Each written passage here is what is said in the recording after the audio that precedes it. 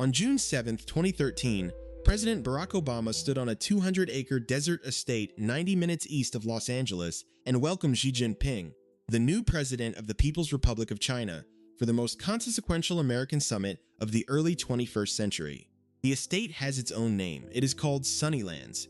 It sits in Rancho Mirage, California, larger than Vatican City, smaller than Central Park, with its own private 9-hole golf course, its own collection of Impressionist paintings, and a guest book that includes 7 sitting United States presidents across 6 decades: Eisenhower, Nixon, Ford, Reagan, George H.W. Bush, George W. Bush, Obama.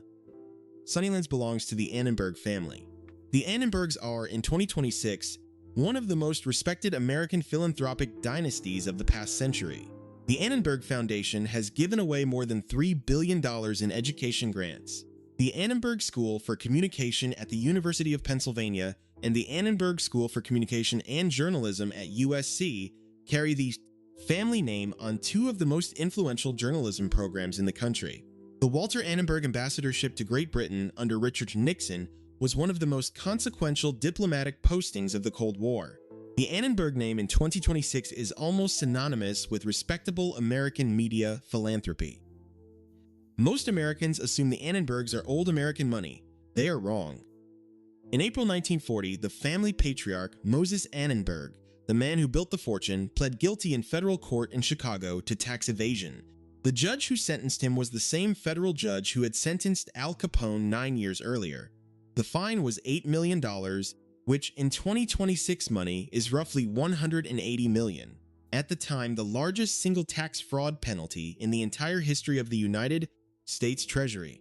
Moses Annenberg served 2 years of a 3-year sentence in federal prison and died 1 month after his release. The estate where Barack Obama hosted Xi Jinping in 2013, the foundation that has given away billions to American education, and the family that everybody associates with cleanness and prestige all trace, in a direct line, to the man who once held the largest federal tax fraud conviction in American history.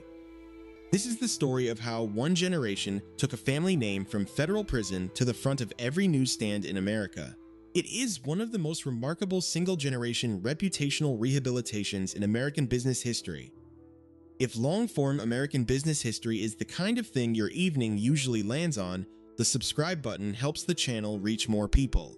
The next 24 minutes are worth your time. The Annenberg family today is small and almost entirely focused on philanthropy.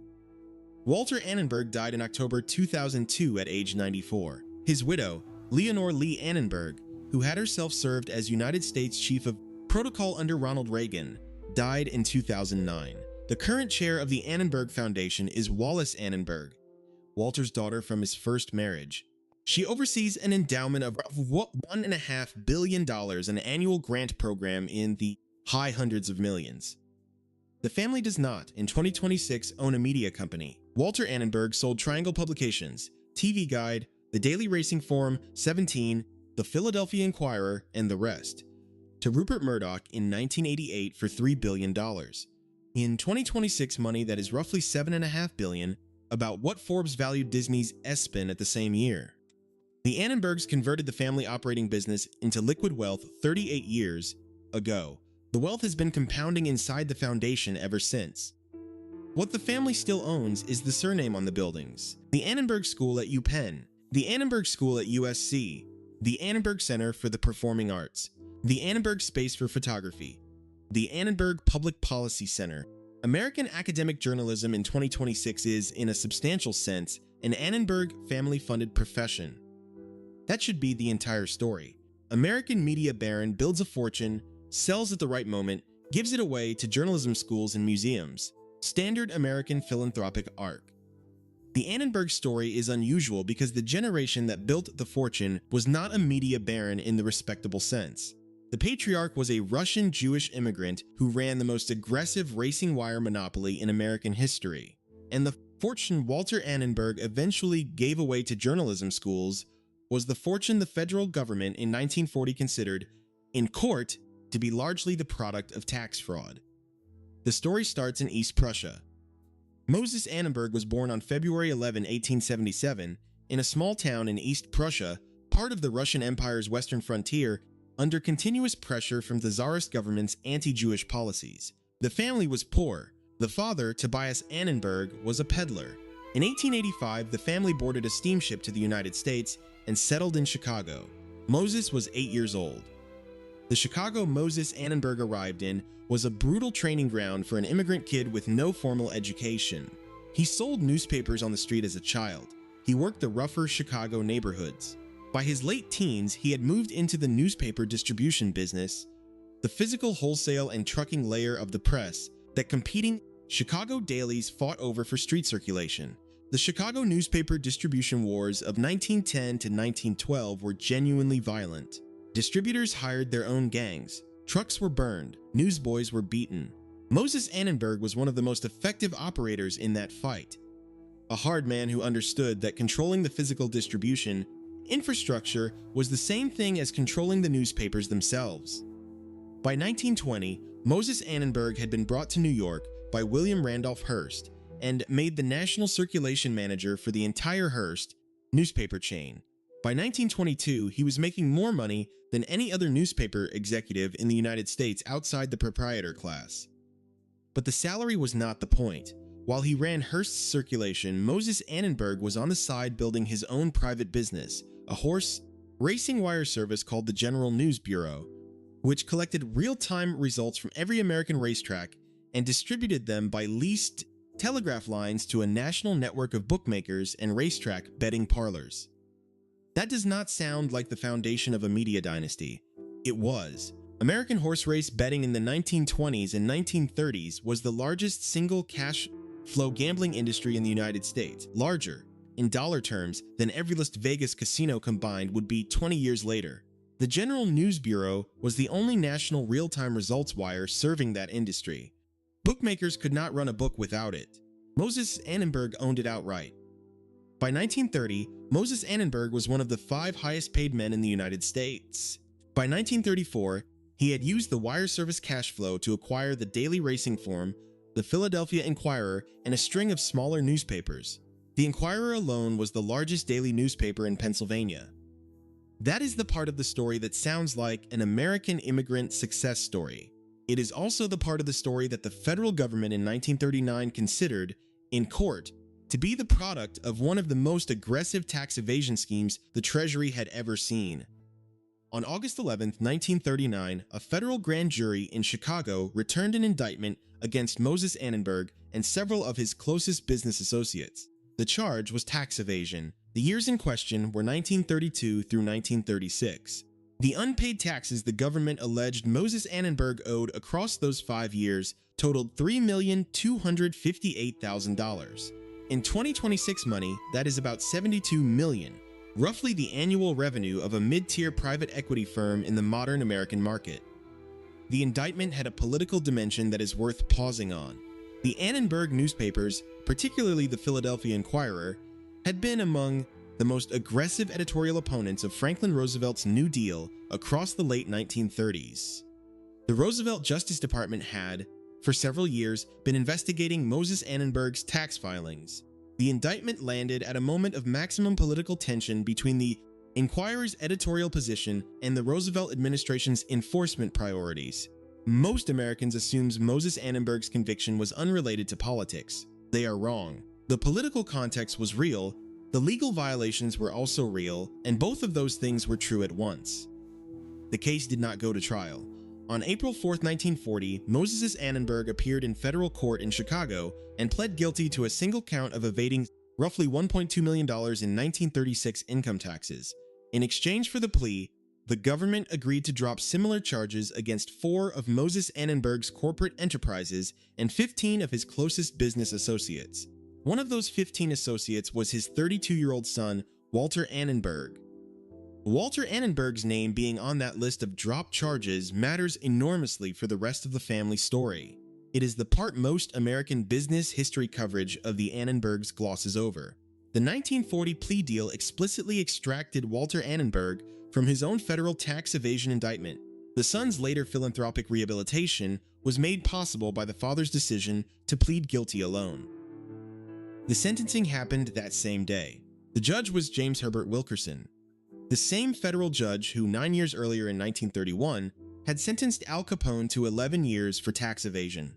Judge Wilkerson sentenced Moses Annenberg to 3 years in federal prison and a fine of $8 million. The fine, in 2026 dollars, is roughly $180 million, more than the combined value of every federal tax evasion penalty handed down against an individual American in the entire half-century since. At the time, it was the largest single tax fraud penalty in the history of the United States Treasury. Moses Annenberg entered the federal penitentiary at Lewisburg, Pennsylvania on July 23, 1940.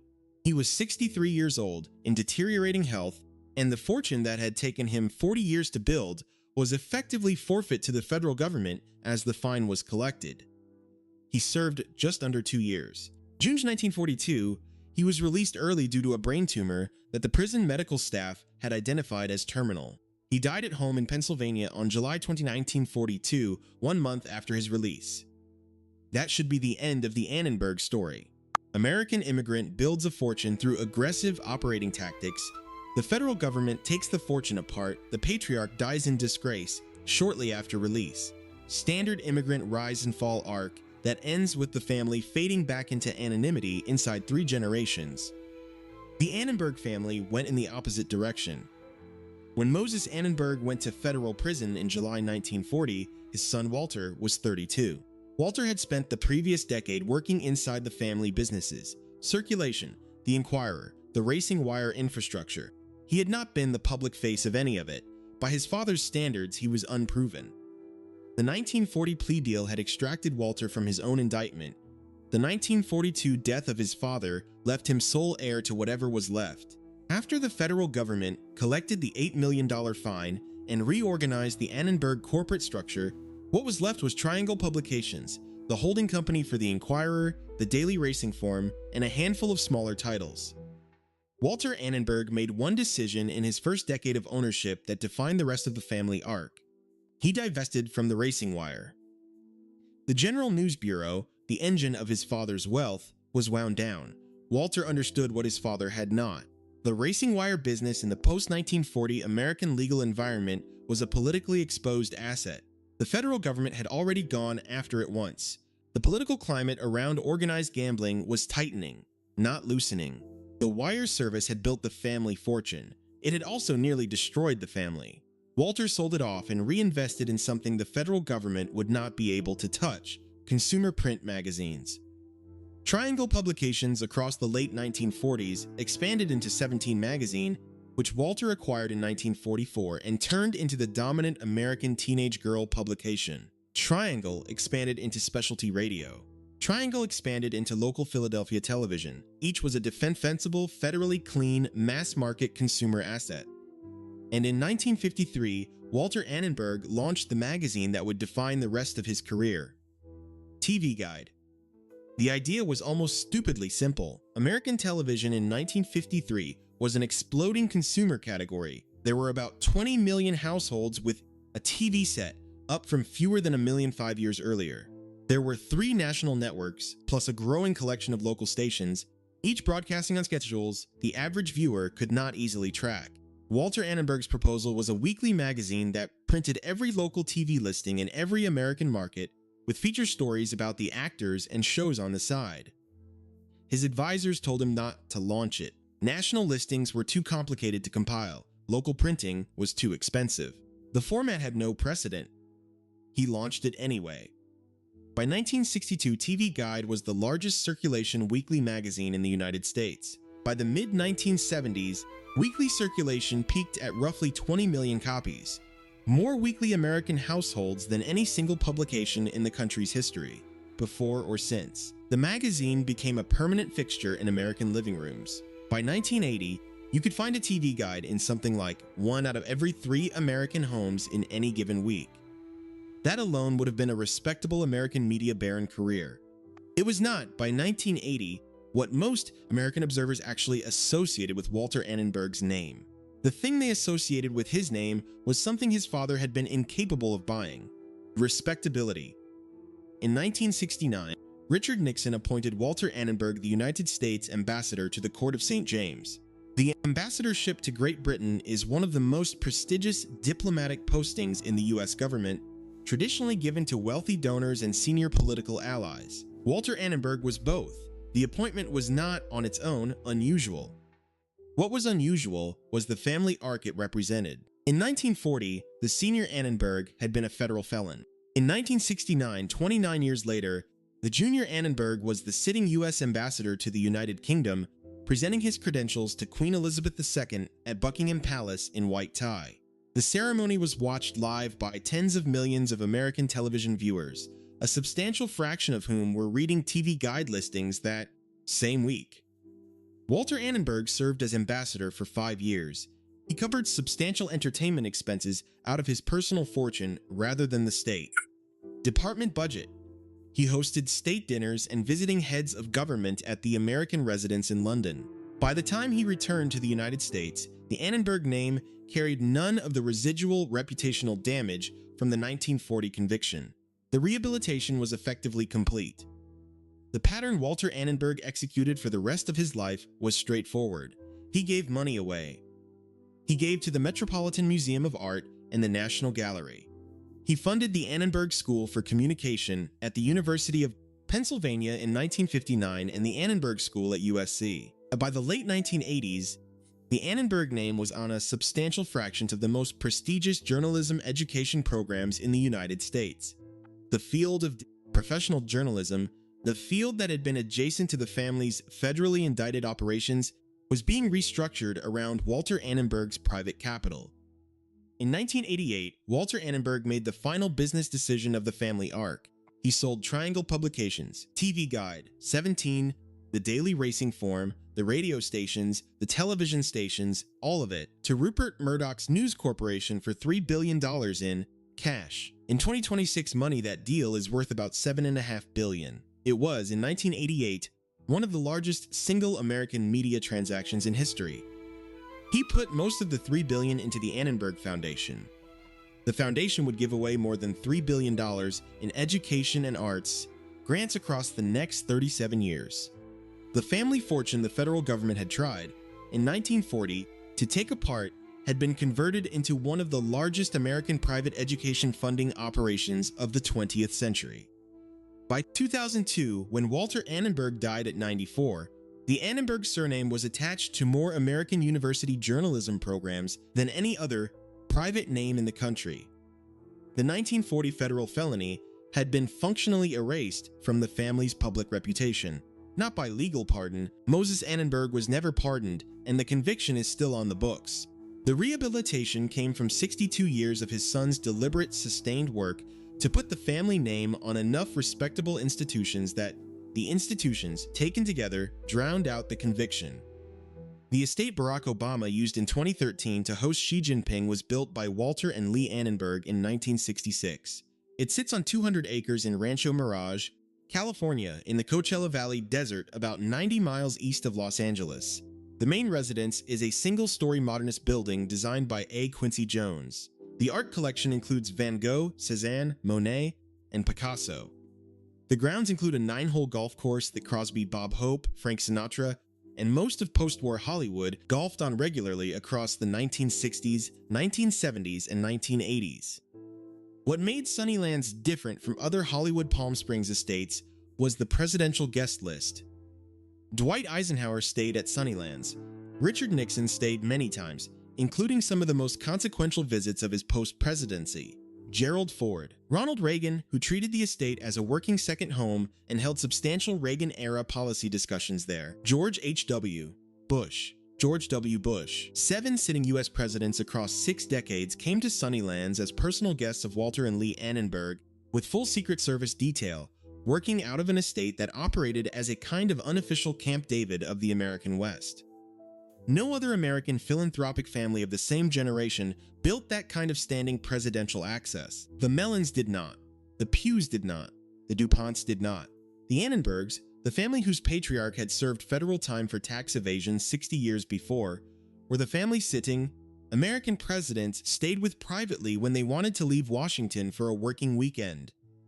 In 2013, Barack Obama deliberately revived the tradition.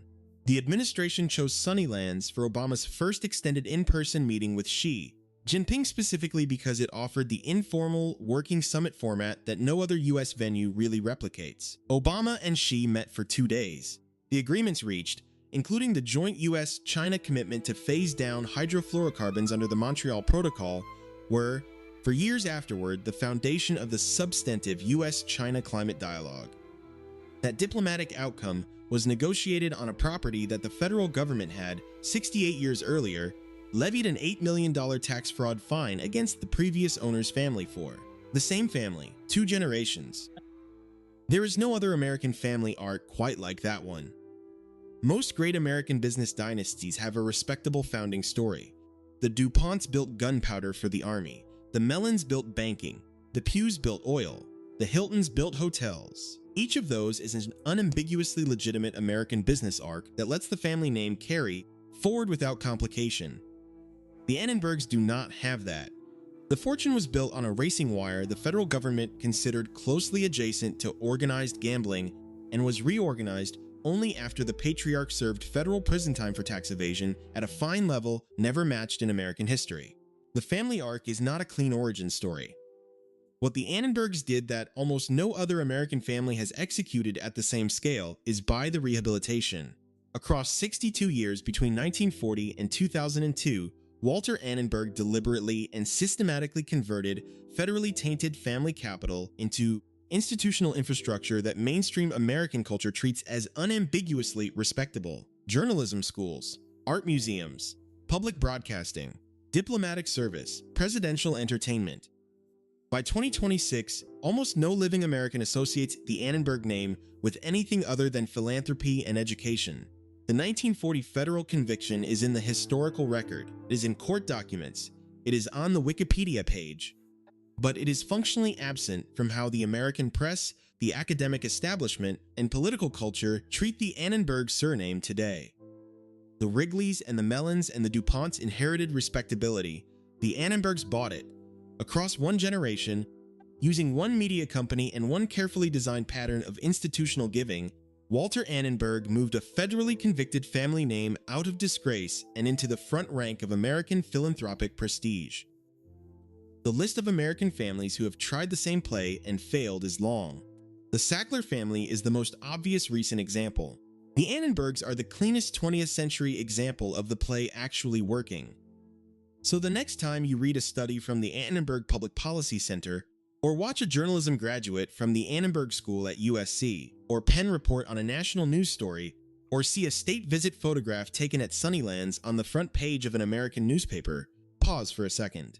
The institution you are looking at is the result of one of the most deliberate reputational engineering projects in American family history. It runs back to a child immigrant from East Prussia who arrived in Chicago in 1885 with no English, sold newspapers on the street, built the most aggressive racing wire in the country, pled guilty in 1940 in front of the same federal judge who had sentenced Al Capone, and died 2 years later. And it runs forward through a son who spent 6 decades on the systematic, expensive construction of a different family name, one attached to journalism education, museum endowments, presidential summits, and an estate in the California desert that became, by the early 21st century, the unofficial American venue for some of the most consequential diplomatic working meetings of the century. The federal conviction is still on the books. The rehabilitation is also real. Both of those things continue to be true in 2026. A question for the comments. Do you want this channel to cover more American families where the central story is a deliberate, generational, reputational rehabilitation, families who paid over decades to rewrite how the country perceived the surname, or more of the families whose original business arc was unambiguously legitimate from the start? Both kinds of episodes are in the queue. The comments shape what gets covered next. If you want the next episode the moment it releases, the subscribe button does the rest. Episode 29 on the Annenberg Dynasty ends here.